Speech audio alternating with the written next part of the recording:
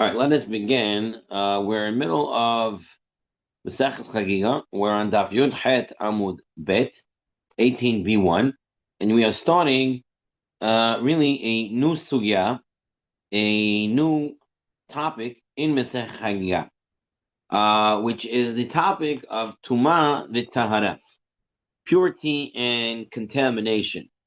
It doesn't mean something is dirty or something is clean, but rather it is spiritual contamination and spiritual purity. Doesn't necessarily look clean or not look clean.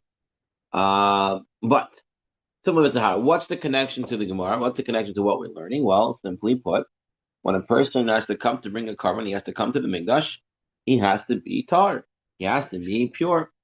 And the Gemara is going to even teach us later that even Ameh Haaretz, regular folk who are not learned and who are not so careful with Tumah V'Tahara throughout the year, comes to the Yom Tovim, comes to the Chagiga, and they are even more careful as well. Why, the Meiri asks, why doesn't this start as a new parak? If we're starting a new topic, which, by the way, the third parak primarily consists of Tumah V'Tahara topics. So why didn't we start Tumah V'Tahara right away in the third parak and a new parak and end the parak over here? And says the Meiri, because the last Mishnah that we had spoke about the Tzdukim, those who thought you have to make Shavuos every Shavuot on Sunday. And the Talmud did not want to end with a parak with the Tzdukim. They wanted to end off with something else, and therefore it started the Tumah V'Tahara in this parak. Okay, so now we need a little background just to understand Tumah V'Tahara and how it works. In order to understand the next 9 dafim, right? In the next 9 dafim, because up until the end of the Gemara, on Daf Chav Zayin Amud Aleph, is all going to be about Tumah V'Tahara. So let's get a working knowledge of Tumah V'Tahara, the basics. So number one, what makes something Tumah? So we'll put it like this. There's something called an Avi Avot Hatuma. This is the strongest and highest level of Tuma. And that is the corpse. That is the Avi Avot Hatuma. The Av Hatuma is one level down. A person who touches a human corpse, he becomes a Av Hatuma. Now, an Av Hatuma is also a person who touches a Nevelah, a carcass of an animal that died, and other by some means other than a valid ritual slaughter. They're a nevelah, they're an avatuma. A sheret, the 8 species of creeping creatures listed in the Torah, is a avatuma. A zav, zava, nida, mitzorah, ayoledet, a woman that gives birth, all of these are avhatumas. Okay? So a person who touches a dead body, and all these other I mentioned, are all equal on the same point at being a avatuma. Now, an avatuma can make something a rishon letuma. What's something? Something are either people or kelim. Okay? So people or kelim can become a rishon letuma.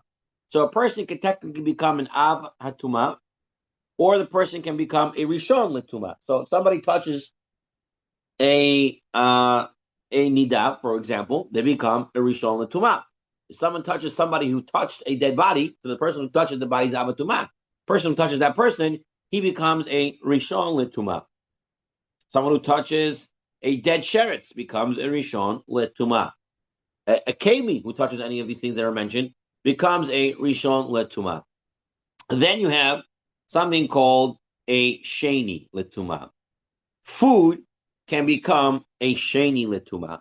So this guy who touched the person who touched a dead body, right? In our case, you have the avi avot hatuma. Then the guy who touched the avi avot hatuma becomes an avatuma. Then the guy who touched that guy becomes a rishon letuma. Now that guy who's rishon letuma touches food. That food becomes a sheni letuma. Okay. Now that is where it ends for chulin, for regular food. But for teruma, for truma that the kohanim eat, if second degree touched teruma. So in our case, in our example, the food that was touched by Rishon Tuma, so the food is sheni, the chulin food, and it touched a teruma, it can become a shelishi. It can become a shelishi, but teruma cannot go past a shelishi. Meaning, if one teruma, which was already a shelishi, touched another teruma shelishi, it's not going to go anywhere. That's it. It cannot. It's not. The other one is not going to become tameh. Cannot make something more tameh. However, a shlishi letuma, right? For example, this teruma can make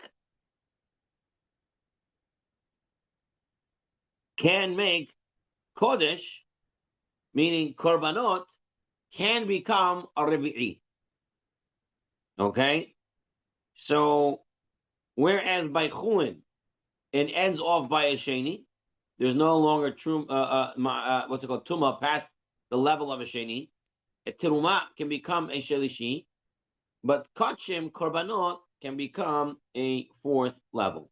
Okay, so that is the degrees of tuma. 4 categories that can become tameh: people, kalim, food, and drink. Now, one of the things about food cannot become tameh unless it had a hechsher. It had a preparation for it to become tameh. And usually that means it has to become wet. And it has to become wet once it's been detached already from the ground, right? It has to become wet with one of the 7 liquids. Yad shachidam, where it really is water, wine, bees, honey, olive oil, milk, dew, and blood. If these fall on the food or put on the food or dunked into the food, it becomes what's called hechsher. It becomes prepared, and it's able to get tameh. In the Lashon of the Gemara, if it says tameh, it means that thing can make something else tameh. If it says pasul, that means it's the end of the line, right? So teruma is as shelishi pasul. Sheni by chulin is pasul.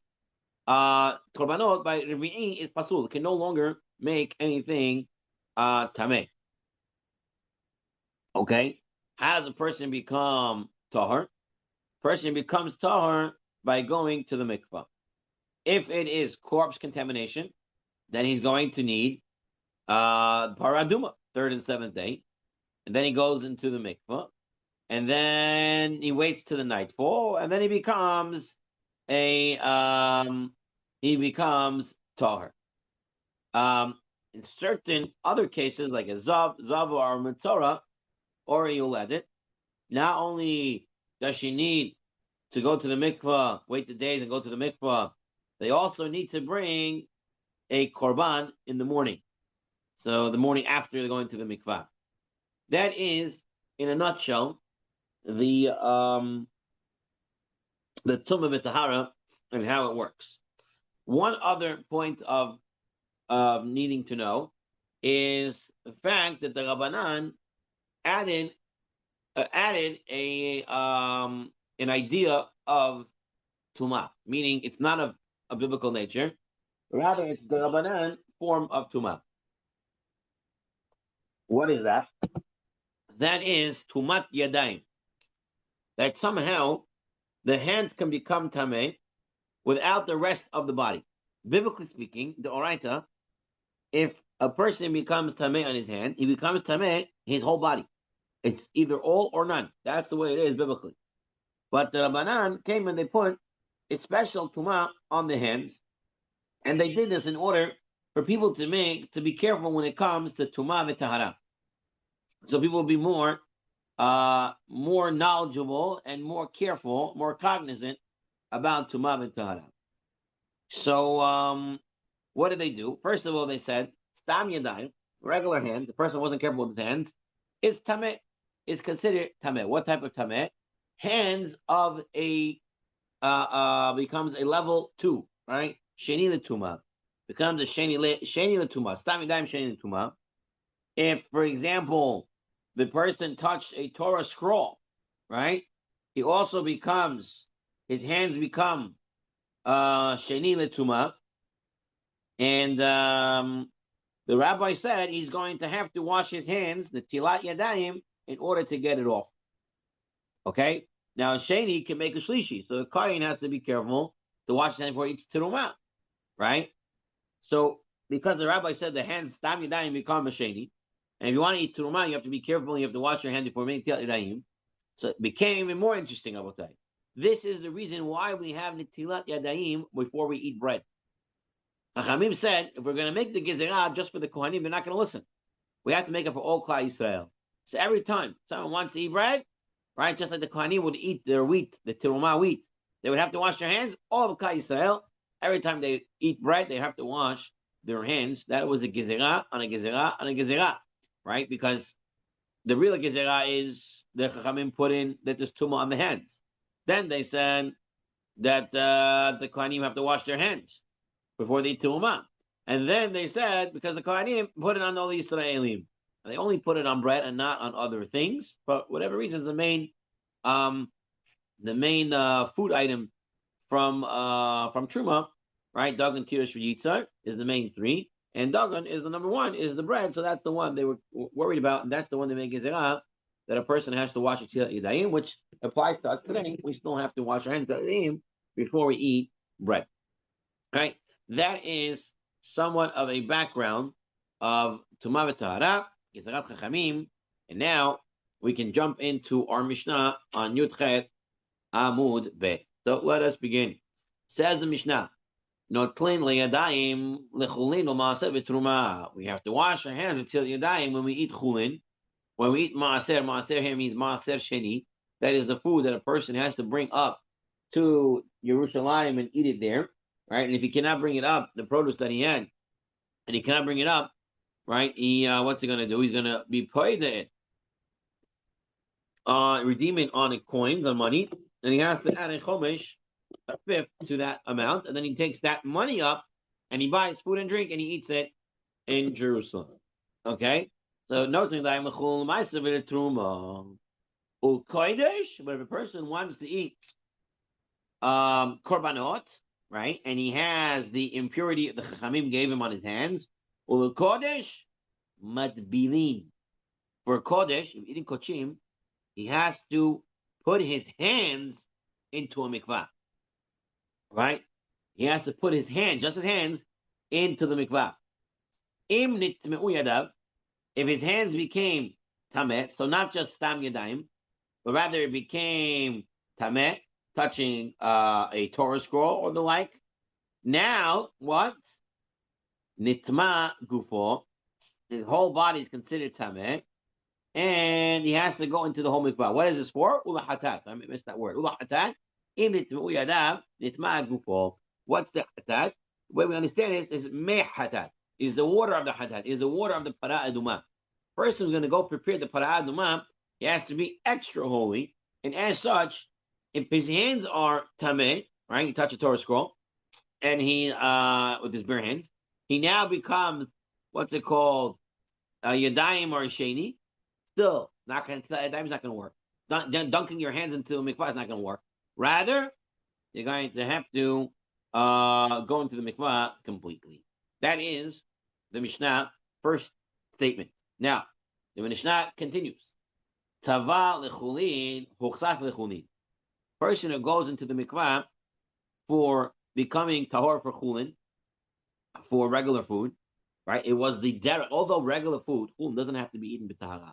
Be'emet doesn't have to be eaten b'tahara. Doesn't have to be eaten in purity. However, the chachamim, the perushin, these are great rabbis and great Torah scholars.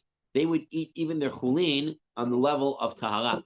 So, if they wanted to make sure that they were, tahar,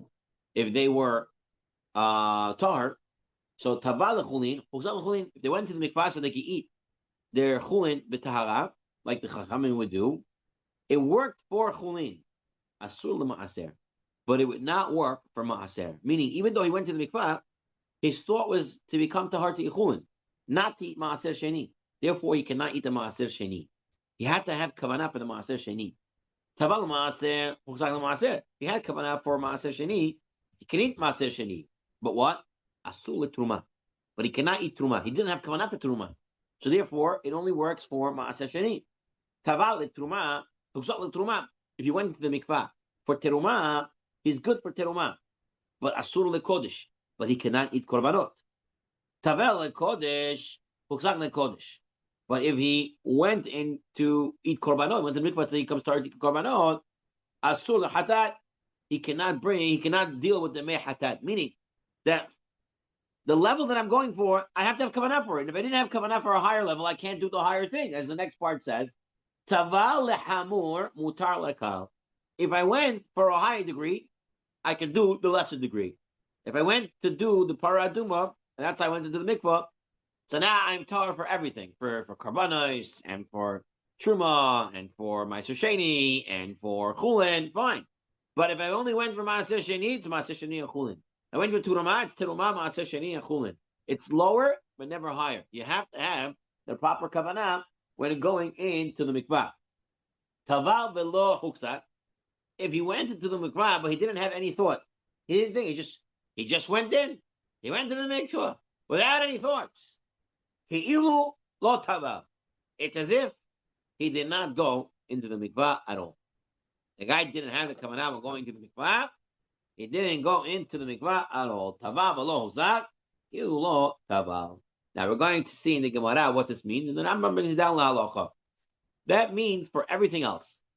For ma'aseh sheni and up, ma'aseh sheni, teruma, korbanot, mehatat, all that is true. If I didn't have kavanah and I went to the mikvah, it doesn't work at all.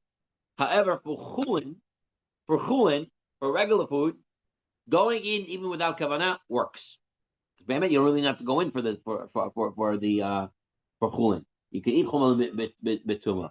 But if you would go into a mikvah even without kavanah, it works for chulin.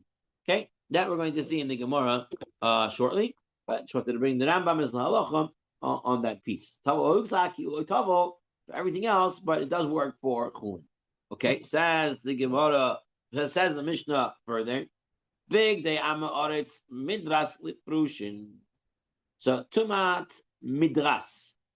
Tumat midras is the tuma of the weight of a person who is tameh, leans on something or sits on something, and he makes that thing tameh. Right?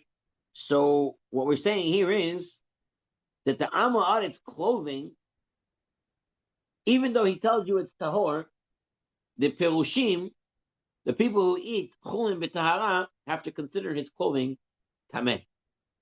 Bigdei perushin midras leochlei truma. And the perush, the guy who's careful always to eat, even chulin b'tahara, his clothing will be considered tameh for those who eat truma. And bigdei ochlei truma midras lekodesh. And the person who eats teruma, we know he's tahar, right? He's eating teruma. However, his clothing would be considered tameh for the person who eats korbanot. Bigdei kodesh. And the person who eats korbanot, his begotten, his clothing, midras lehatat. It's considered tameh for those who are going to deal with the purification waters of the para aduma. So the clothing is going to be a point of tuma that they have to be careful with the other people who are eating other things who are different levels of tahara. Says the Mishnah as an example, Yosef ben Yoezer, Haya Hasid Shiva Kahuna. Yosef ben Yoezer, he was a Hasid, he was a devout person, and he was a Kohen, he ate Truma. V'haya mitpachto migdash lakodesh. Even though he was so great and he was so careful, still his clothing, his napkin, was considered tameh through midrash for those who ate kodesh. That is the gezerah, no matter who the person is. Yochanan ben Gudgada haya ochel at taharot hakol shekol yamav v'haya mitpachato midrash lechatat. Even though he was very careful, still his clothing was considered tameh for the mehatat. So basically, we see there is no excuse, there is no exceptions. Person's on one level, the higher level has to be more careful. Okay, fine. This is so far what we saw. That was the Mishnah. Now we're going to start the Gemara. the Gemara is going to ask a question on the Mishnah. The first line of the Mishnah said, we wash our hands, netilat yadayim, when we eat chulin, when we eat regular food, and when we eat maaser, when we eat maaser sheni. And we're going to see that there's another Mishnah that says that's not entirely true. So let's take a look. Says the Gemara, chulin maaser mibar netilat yadayim. Who said chulin maaser sheni needs a netilat yadayim? Or minhi, but contrasted to another Mishnah in Bikurim that says, Hatruma v'abikurim, when it comes to truma bikurim, chayvim alein mita, person is chayav mita if he ate it intentionally. Okay? If he ate it intentionally. The chayvish, and if he ate it by accident, he has to pay back plus a fifth. The asul azarim, obviously it's asul azarim, also for non-kohanim. The hang nichsei ha-koyin, and they're the property of the koyin. He can sell it to other kohanim, he can mikadosh a woman with it, but and it can be batel 100 to 1. Usually on a biblical level, something becomes batel 1 in 2. Batel beroiv, right? Without getting to the halacha, right? Not going to get into the halacha right now, but the pashtus, what this means is if I had one piece of non-kosher meat, and I have 2 pieces of kosher meat, and 1 piece of non-kosher meat falls into 2 pieces of kosher meat, it's a bottle. Okay, I'm not saying what's kosher, what's not. You still have to remove one. This is post-game, what you have to do there. But regardless, it's considered bottle beroiv, right? 1 fell into 2, and now the majority is kosher. It becomes bottle to the majority. But not so when it happens to teruma. The teruma is not batel berov. It has to be batel 1 in 100. So if I had 1 apple that was teruma, and it fell into a basket of 100 other apples of non-teruma, it becomes batel. But only be'echad u'mea.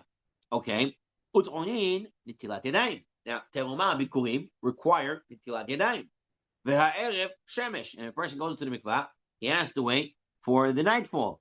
Hare elu betruma u'bikurim. These laws are applicable to teruma and bikurim. Ma she'en came b'maaser, which is not true. These halachot do not apply to maaser sheni. V'chol she'ken b'chulin.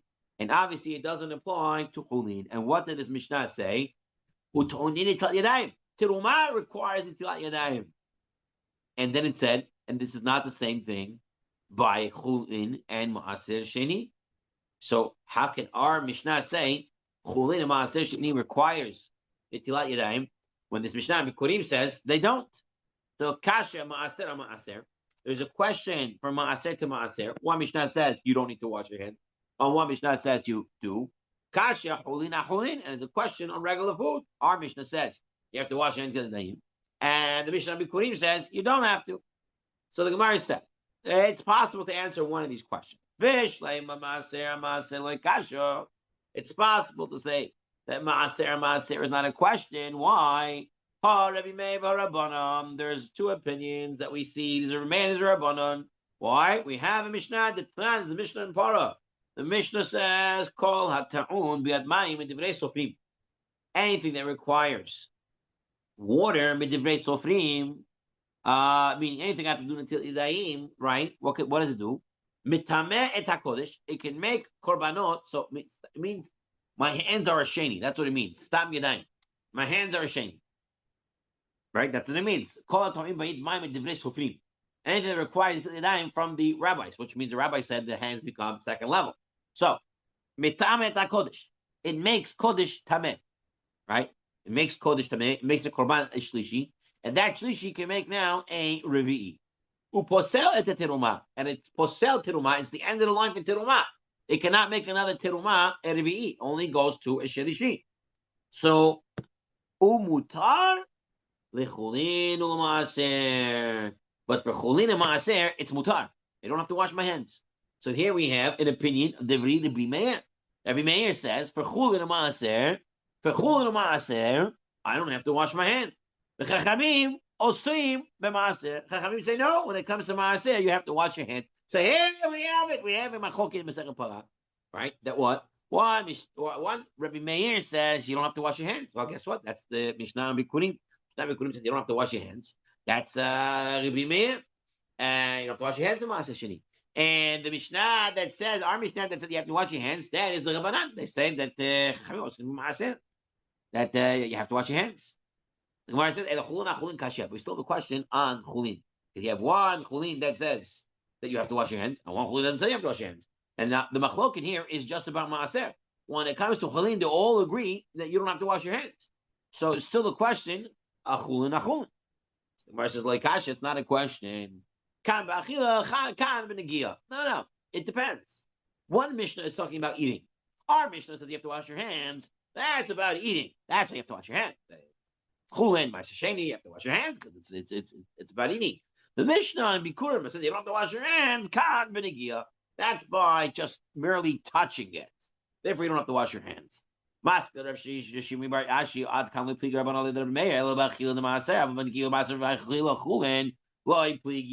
you talking about? Says Rav Shimi Bar Ashi. We saw the Mishnah in Parah. And the Mishnah in Parah said the machlokin is by eating maaser.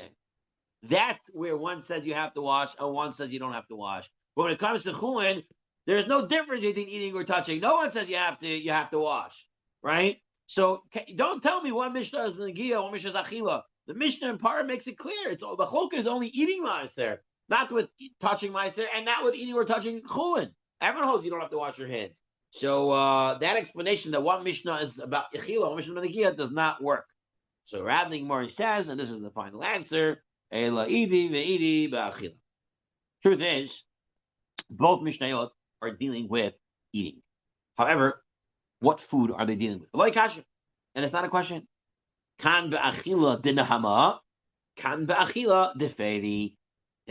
Our Mishnah that says you have to wash your hands, what are they talking about? They're talking about eating bread. When you're eating bread, we said that you have to wash your hands when you're eating bread. So therefore, our Mishnah that says talking about chulin and maaser that you're eating bread. Eating bread, you definitely have to wash your hands. The Mishnah Bikurim that said you don't have to wash your hands. Well, what are they dealing with? They're dealing with with fruits, and with fruits, what's it called? With fruits, you don't have to wash your hands, so there's no machloket. Okay. Okay, so that's your answer. Nachman, call and take another perot. Anyone who washes their hands when eating perot, right, as the dying type of washing, he makes himself an extra form of holiness that the rabbis are not happy with, because that's not the halacha. Right? They only required washing your hands for bread and not for other things. So there's no machloket of the Mishnayot, and everything fits into place. Okay, and what about the Mishnah in Parat? The one said you have to wash your hands maaser, one says you don't have to wash your hands maaser. Well, perhaps you can explain that Mishnah is not talking about eating bread, and that's why by chulin, no one says you have to eat your bread. No one says you have to wash, because we're not dealing with bread. Well, the question is, if it's maaser sheni, is it an extra level that you have to wash your hands? And that is the machloket. But when it comes to chulin, obviously everyone holds you don't have to wash your hands unless you're eating bread. That's the way to learn all three Mishnayot. Okay. Now we're going to come into our next sugya, our next topic. We were saying that it looks like you need kavanah when you are going into the mikvah. We saw already the psak of the Gemara, the psak of the Rambam, that is all true for everything except for chulin. For chulin, even if you go in without having a kavanah, it's going to work. So now we have to figure this out. The rabbi said, I'm going to tell you Adam, kaven. Person who washes his hands, the Til Yadayim must have kavanah. Yadav taharot. His hands are tar. Lord kaven, if he doesn't have a kavanah, yadav tameot, then his hands stay tameh. So to someone who puts his hands into a mikvah, if he has kavanah, yadav taharot, his hands become tahor. Lord kaven, yadav tameot. If he doesn't have kavanah, his hands don't become tahor. It becomes tameh, it stays tameh. V'atanya. We have another writer that says whether you have kavanah or you didn't have kavanah, your hands become tahor. So you have one Braita that says you have to have kavanah, otherwise it doesn't work. And you have one Braita that says even if you don't have kavanah, it works. So there's a question. Rav Nachman loikasha. It's not a question. Kan lechulin, kan lemaaser. There's a difference between chulin and maaser and the other holy stuff. Okay, chulin you don't need to have kavanah, and it is going to work. Now, umna temra de chulin leibao kavanah. And where do we know to say that chulin does not need kavanah? Then a person goes into the mikvah or washing his hands for chulin, he doesn't have to have kavanah. It's not. We had a very interesting case. Gal shnitlash uvo arba'im sa'a v'nafal al hadam v'alekilin torim. Right? Interesting case. This guy is walking outside with a bunch of kelim in his hands, and all of a sudden there is a wave of water that flies off the ocean or the sea or another kosher place to be mitayr with, and it flies up from there. Our boim saw it has 40 saws, so it's a kosher mikvah where it is, and it falls down on this guy. Okay, and the Mishnah said tahor, and you see he becomes tahor. So his kelim become tahor, he becomes tahor because this wave of water flew out with our boim saw and it fell on him. Ketane adam dume de kelim ma kelim deloy mechavne af adam deloy mechaven. So you see, you're going to compare Kalim to people, just like the Kalim doesn't have kavanah to become tar. So to the person didn't have kavanah to have tar, and he became tar. So here's your proof that a person who doesn't have kavanah can become tar. Umimai, and the Gemara says, wait, what evidence do you have that he didn't have kavanah? Dilma biyoshem umitzapeh emata yitalesh hagal askinan. Maybe this person saw that waves are coming off, and he decided to sit there, and he's waiting for a wave to hit him. So he has kavanah. Ve'kelim dumya de adam, or ma adam devar kavanah. Av kelim de mechavenu. So who said that this case is talking about he didn't have kavanah? You can't use this case. Because maybe he did have kavanah. He's waiting for it. And if you say he's waiting and sitting waiting to get wet from the wave, ma'ilem emra. What need is it for this Mishnah? If that's actually the case, what's need for this Mishnah? All right? I would say it's still necessary. Right? If you tell me, why do you need this Mishnah if it's just sitting and waiting? Of course you're going to be mitar if it falls on him. No, I would say maybe I still need it. You know why?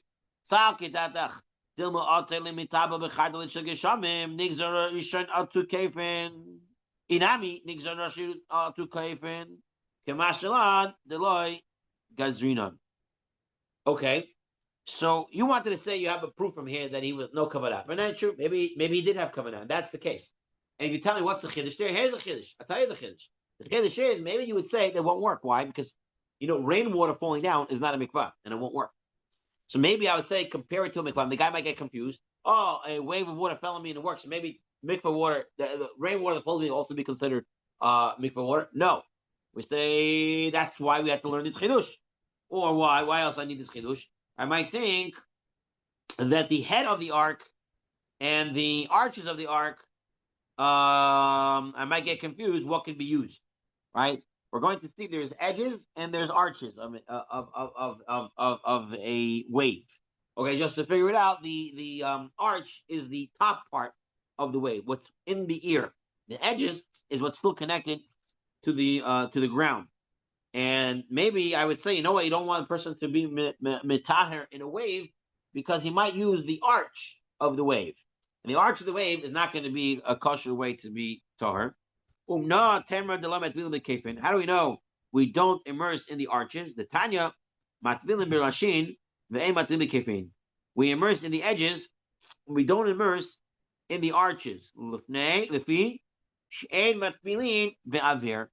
do not be mitahir in the ear. The mikvahs, the Torah always talked about, are somewhat in the ground, attached to the ground, somewhat to do with the ground, and therefore, the mikvah is in the ear will not be